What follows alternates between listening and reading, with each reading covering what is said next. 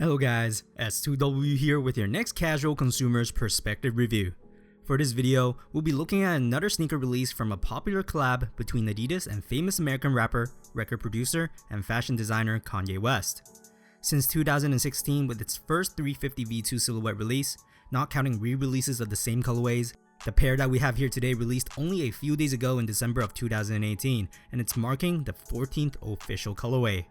Today, I have the adidas Yeezy Boost 350 V2 static here for a review. And if my video has helped you in any way, please don't forget to hit the subscribe button to support my channel. For this end of the year release, Adidas and Kanye have decided to drop two versions of this V2 static colorway actually, with the other pair being a Yeezy Supply exclusive launch only.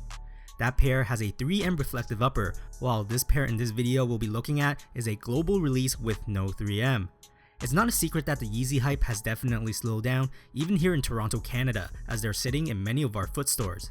Probably with the intention of bringing the popularity back, Adidas and Kanye have finally changed the visual aesthetic of the OG V2 silhouette for this 14th colorway. What's different? Let's take a closer look at these sneakers. When we look at the shoes, the basic V2 outline still stays the same with its sleek low-cut aesthetics. There are two things that are absolutely different on this pair compared to the rest though, and both of those is seen on the upper. The first thing is the knit pattern. Using Adidas's top-of-the-line knitting technology, the prime knit upper on this shoe was interweaved with white and gray patterning. The slants, zigzags, dots, and grid-like patterns going different directions are carefully planned to imitate the eye-catching and busy-looking static design. There really is no way to describe the patterns that we see, as it does appear to look as random and jarring as it could be. Weaving wise though, the lateral and medial side of the shoe looks completely different to each other, as the medial profile does offer more of that traditional V2 curve swooping across the canvas, whereas the lateral side presents itself the next ultimately unique design of this colorway, the see-through mesh stripe. Instead of prime knit, a mesh layer is added in between the prime knit upper to replicate the V2 iconic stripe slashing across the side. This mesh is translucent, so we do see a bit of what socks we're wearing.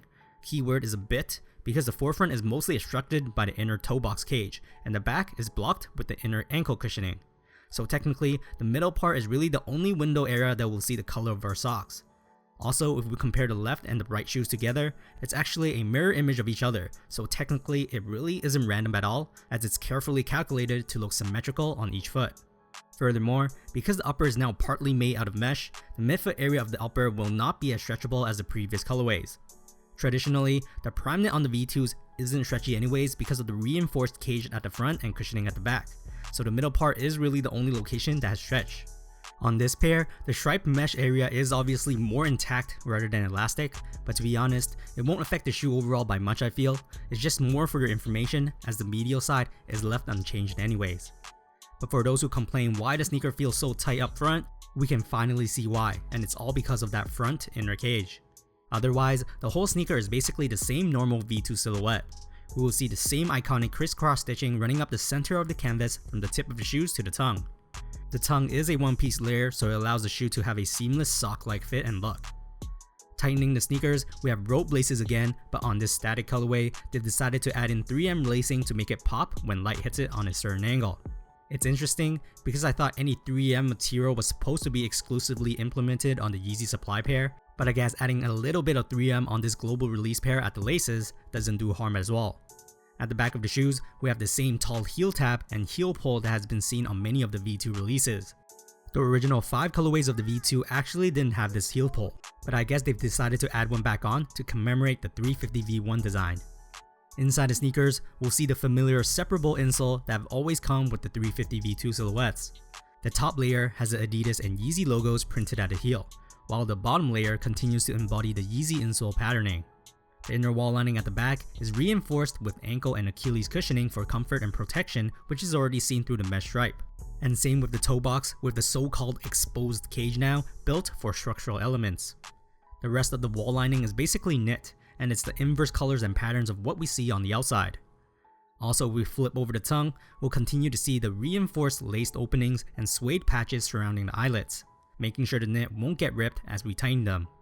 We'll continue to see the staple fabric overlay covering the middle stitching at the center that will protect us from the roughness of those tough weaving. Last but not least, we have to discuss the midsole and outsole. The cushioning is basically made out of a giant boost cushioned sole, which is Adidas' most responsive cushioning in their catalog that feels soft and bouncy on feet. The more energy we put in, the more it returns back to us, so it often feels like walking on marshmallows if I had to put it in simpler terms. This whole cushioning is shielded with a plastic encasement through this rubber casing. It is a bit translucent, so we do see the Boost tech inside, but if we simply flip it over, the Boost windows there will allow us to see it clearly as well, but also allowing the cushion to expand and contract for a bouncier stride. There are some 3-stripe nubs found on the Boost surface, which was used earlier for legit checks. However, I found that not every pair is consistent or the same, but here it is what it looks like on mine. The left pair has a shovel formation, whereas the right pair is completely filled up.